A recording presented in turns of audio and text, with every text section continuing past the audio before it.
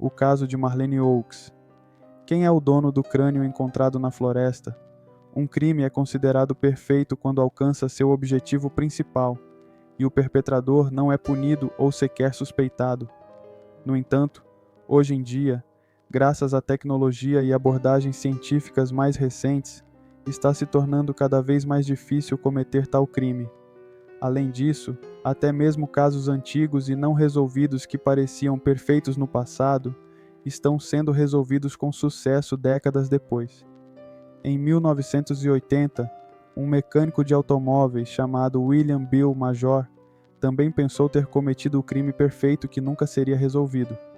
Poucos poderiam adivinhar que, mais de 2 décadas depois, ele ainda teria que enfrentar o julgamento e receber uma sentença merecida. E o iniciador da nova investigação foi sua própria filha, a quem ele privou de uma mãe na infância. Agora, vamos estudar toda a história em detalhes, desconstruir este crime perfeito e a punição iminente. Para ser justo, deve-se notar que este caso de grande repercussão e muito cruel do desaparecimento de uma jovem mãe, Marlene Oakes, poderia ter sido resolvido lá nos distantes anos 80, porque a própria vítima, que tinha uma premonição de sua morte iminente, deixou muitas pistas para a polícia, às quais os agentes da lei, por algum motivo, não deram a devida atenção. Marlene Oakes, os primeiros anos. Uma garota chamada Helen Marlene Oakes nasceu em 7 de dezembro de 1954, na pequena cidade de Martinsville, no estado da Virgínia, e era a filha do meio entre 3 filhos dos cônjuges Lorraine e William Oakes. Ela foi criada com um irmão mais velho e uma irmã mais nova. A família vivia de forma bastante modesta, mas os pais sempre tentaram prover tudo o que seus filhos precisavam e educá-los como pessoas dignas. Nossa heroína de hoje, desde a infância, preferia usar seu nome do meio, Marlene, que ela gostava muito mais do que Ellen.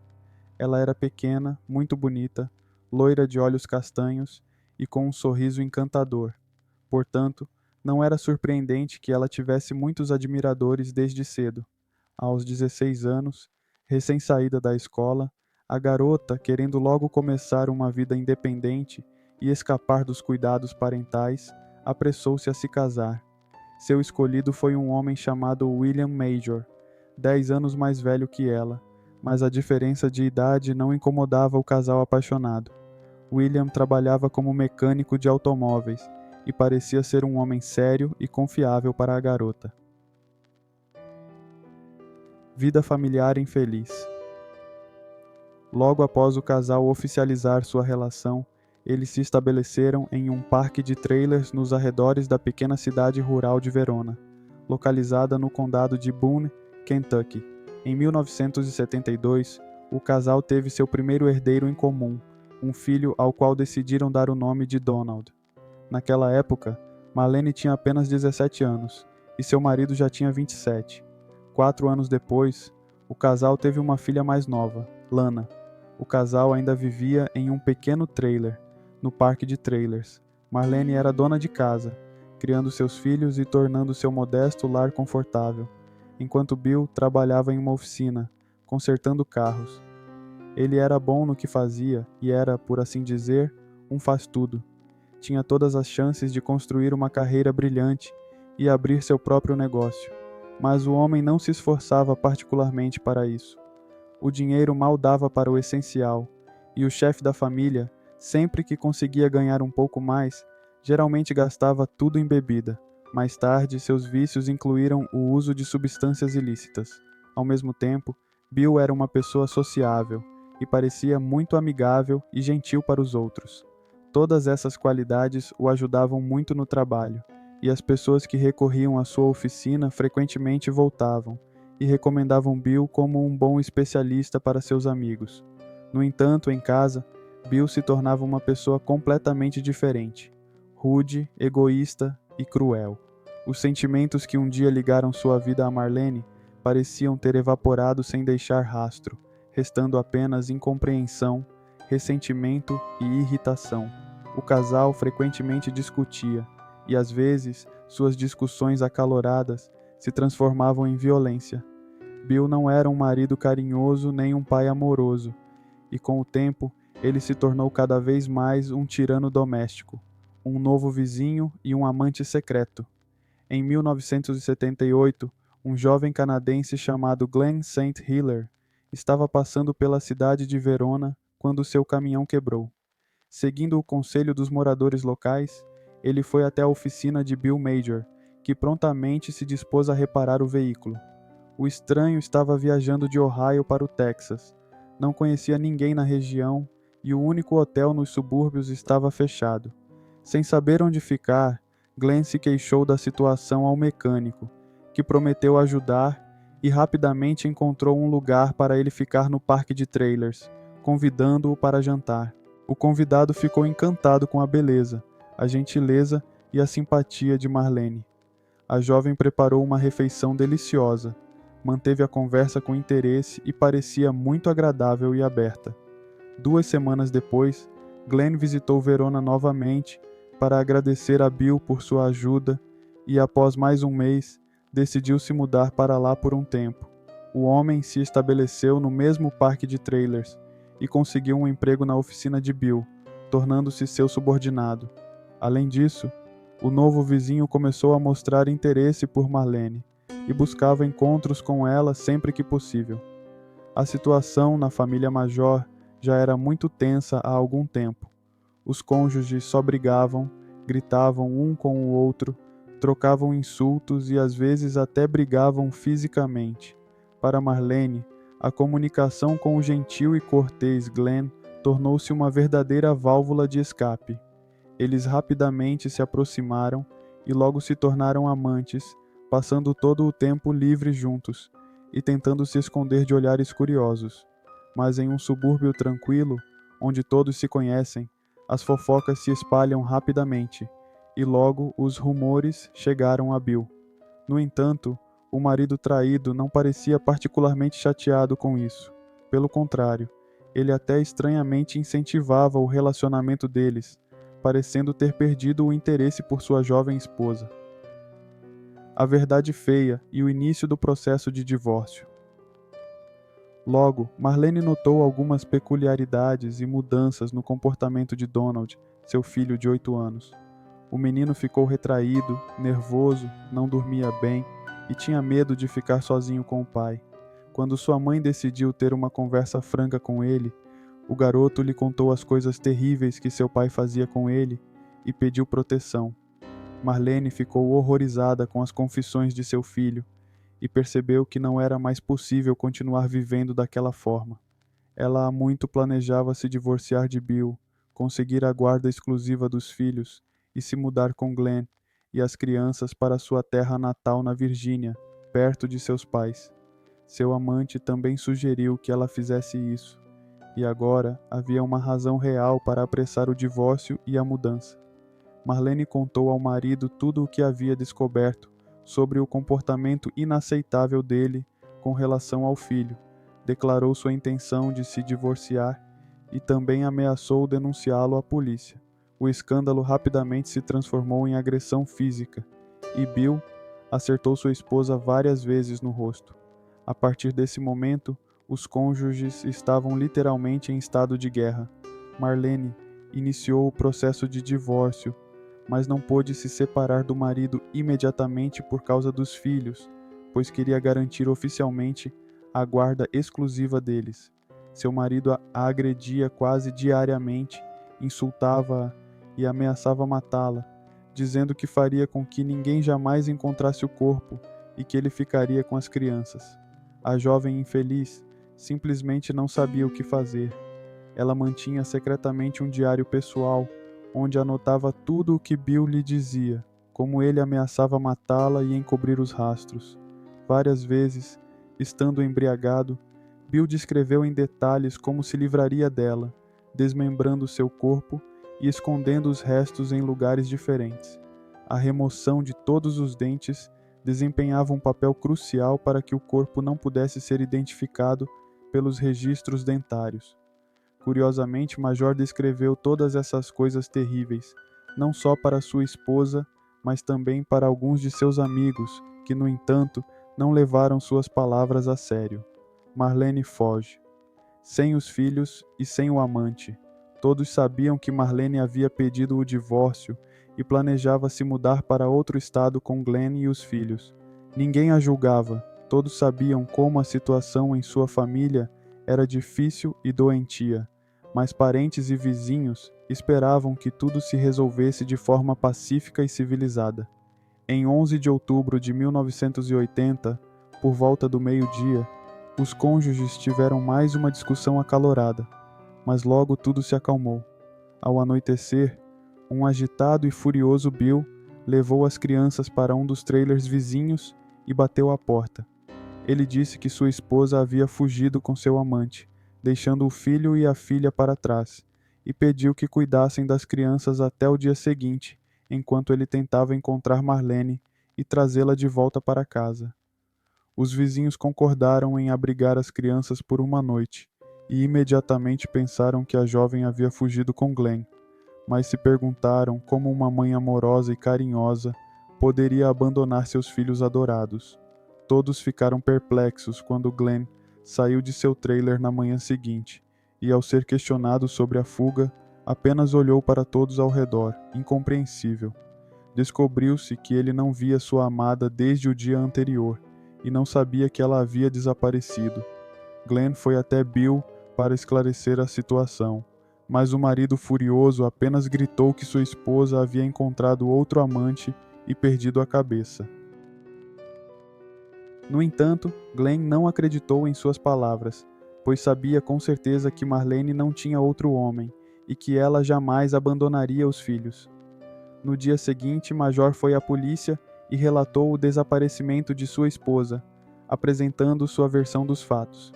Ele acrescentou que o carro da família também havia desaparecido, o que, segundo ele, sustentava a versão da fuga.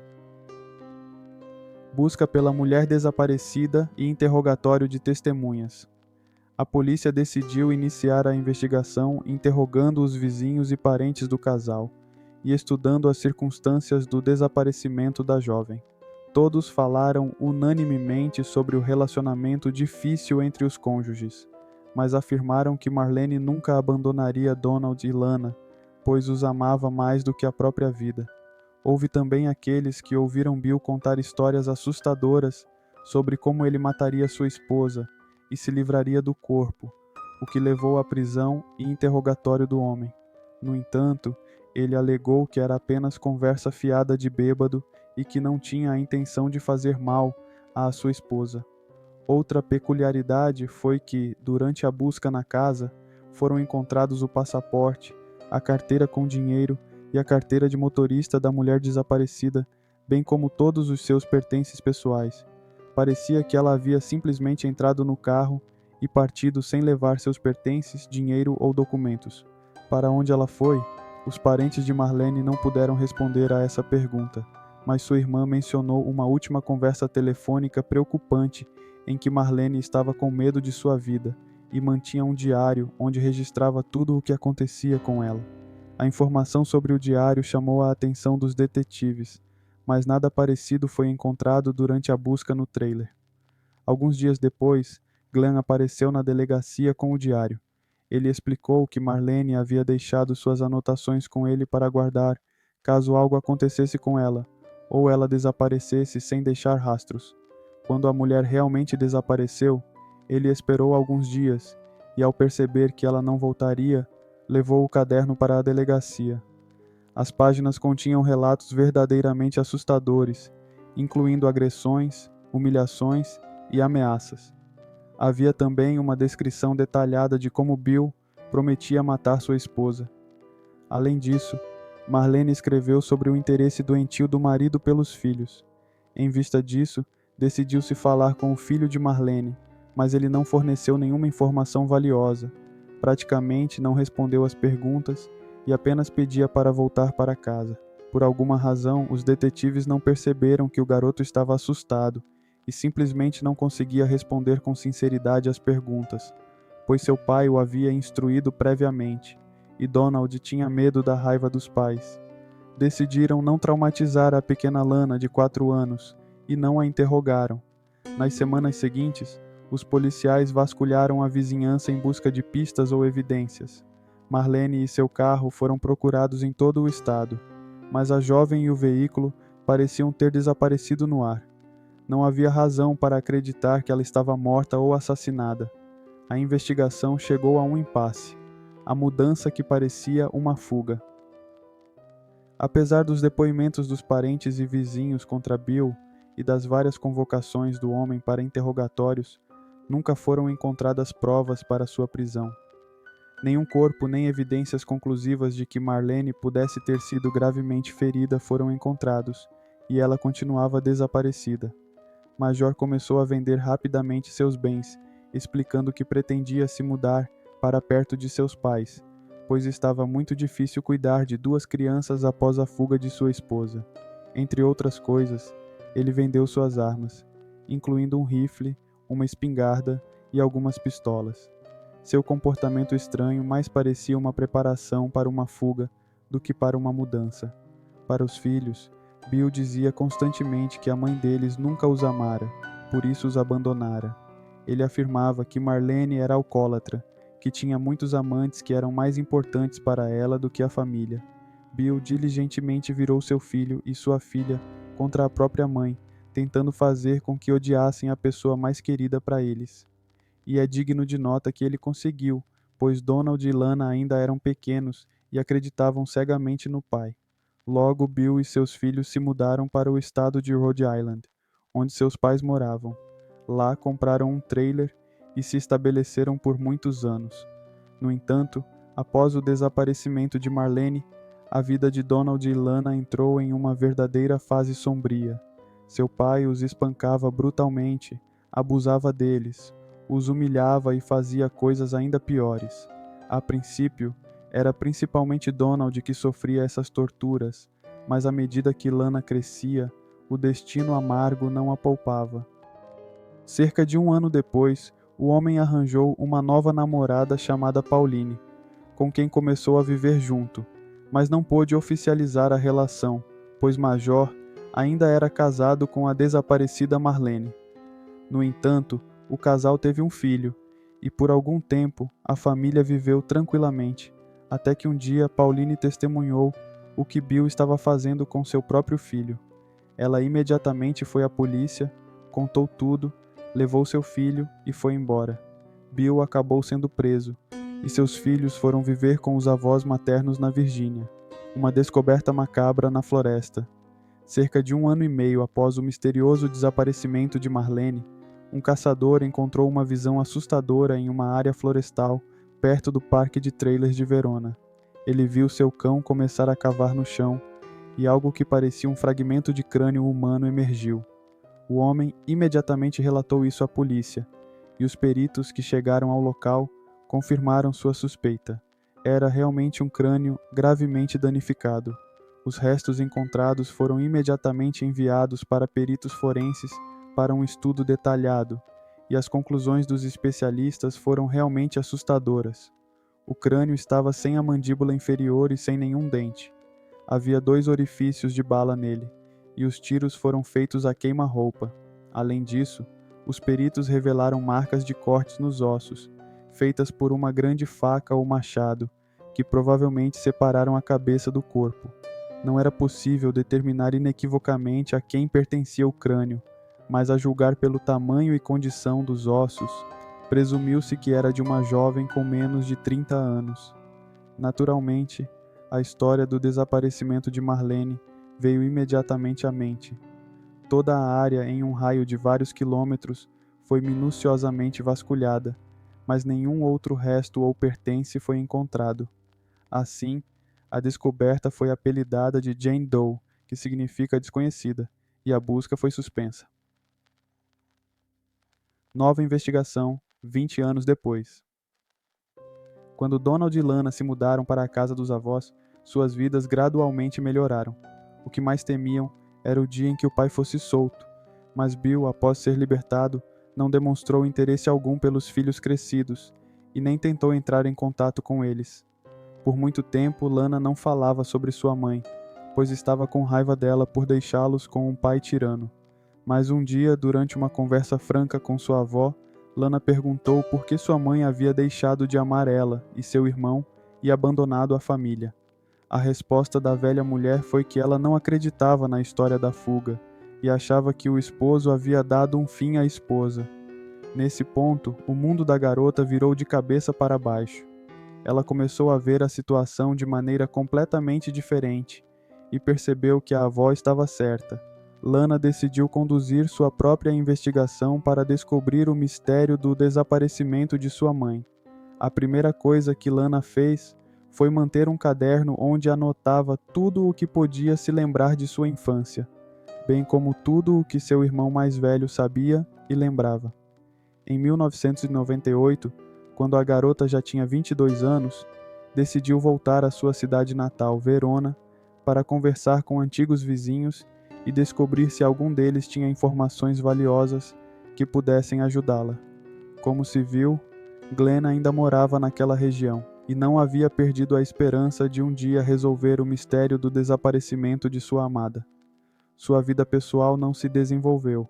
Ele estava solitário, trabalhava em uma fábrica local e estava sempre interessado na investigação do caso de Marlene Oakes. Foi através de Glenn que Lana soube do diário que sua mãe mantinha e que lhe entregou para a guarda antes de desaparecer. Este diário foi posteriormente adicionado ao arquivo do caso e perdido em algum lugar nas prateleiras dos arquivos da polícia. Lana conseguiu permissão para ver os escritos de sua mãe e ficou literalmente chocada com o conteúdo do diário. Não só sua mãe sabia que estava prestes a morrer, mas também mencionou o nome do assassino, o método de morte e o processo de ocultação das evidências. Após ler as anotações, a garota imediatamente correu para seu pai, que não via há mais de 10 anos, para descobrir a verdade, o julgamento e um veredito justo. Deve-se notar que Bill, após sua libertação da prisão, havia se casado novamente, mas em 1995 sofreu um derrame e desde então estava confinado a uma cadeira de rodas. Quando soube da razão da visita de sua filha, ele apenas riu na cara dela. Lana implorou para que ele dissesse onde havia escondido os restos de Marlene, para que pudesse dar um enterro digno à mãe. A garota prometeu que não iria à polícia e que tudo o que Bill dissesse ficaria apenas entre eles, mas o pai apenas insultou a filha, chamou-a de louca e disse que ela nunca saberia o que aconteceu com sua mãe. No diário de sua mãe, Lana soube do crime perfeito que seu pai estava preparando, que incluía desmembrá-la, remover todos os dentes e enterrar os restos em lugares diferentes. Lana, que junto com seu irmão foi maltratada por Bill na infância, descobriu alguns detalhes horríveis da biografia de seu pai. Descobriu-se que, mesmo antes de conhecer a mãe deles, Bill cumpriu pena por assédio, mas, por alguma razão, os policiais ignoraram essa circunstância quando confiaram a guarda dos filhos a ele após o desaparecimento de Marlene. Em 2000, 2 décadas após o desaparecimento de Marlene, sua filha iniciou uma nova investigação, fornecendo todo o material que havia conseguido reunir por conta própria. Lana e seu irmão foram novamente interrogados, e desta vez contaram tudo o que o pai havia feito com eles, sendo as agressões a menor de suas preocupações. Ao mesmo tempo, Lana soube de um fragmento de crânio não identificado, sem dentes e mandíbula inferior, que havia sido encontrado na floresta local 1 ano e meio após o desaparecimento de sua mãe. Ela começou a insistir na necessidade de um teste de DNA, mas na época, o procedimento era extremamente caro e as agências governamentais se recusaram a cobrir os custos. No entanto, Lana não pensou em desistir e organizou um fundo para arrecadar dinheiro para o procedimento. Parentes, vizinhos e até mesmo pessoas preocupadas se juntaram e, eventualmente, no início de 2001, Lana já tinha a quantia necessária para realizar o teste de identificação. A análise estabeleceu o grau de parentesco da garota com os restos não identificados anteriormente e determinou que o fragmento de crânio encontrado realmente pertencia a Marlene Oakes, a mãe desaparecida. Lana, já com os resultados do exame, foi ao avô paterno para conversar com ele e descobrir se ele sabia de algo. O idoso ficou chocado com a notícia e concordou em testemunhar contra o próprio filho para a polícia. O pai de Bill disse que, em 1980, seu filho, em estado de embriaguez, confessou que matou a esposa com 2 tiros na cabeça, desmembrou o corpo com uma faca de caça e enterrou os restos em lugares diferentes, a uma distância impressionante uns dos outros. Ele também se livrou cuidadosamente da mandíbula inferior e dos dentes. Quanto ao carro de Marlene, ele o jogou de um penhasco no rio, mas a polícia nunca conseguiu encontrar o veículo ou seus fragmentos. Muito provavelmente, durante mais de 2 décadas, o turbulento rio de montanha carregou o veículo rio abaixo ou o destruiu completamente, moendo-o contra rochas afiadas. Julgamento e veredito justo. Apesar das novas circunstâncias e das evidências encontradas, ainda não havia motivo provável para prender Bill. Então, a polícia decidiu usar um truque e pediu ao pai de Bill que o levasse a uma conversa franca por telefone para que ele confessasse tudo. O truque funcionou e Major, ao saber que sua filha buscava retomar a investigação, disse que ela não teria sucesso, pois ele havia escondido com segurança todos os fragmentos do corpo de sua esposa, o carro e se livrado da arma do crime.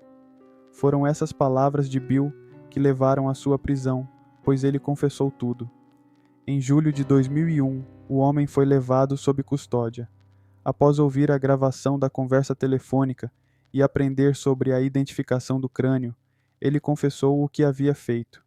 No entanto, culpou tudo na falecida esposa, dizendo que ela simplesmente o levou ao limite com escândalos, traições e ameaças de levar seus filhos e impedir que ele os visse.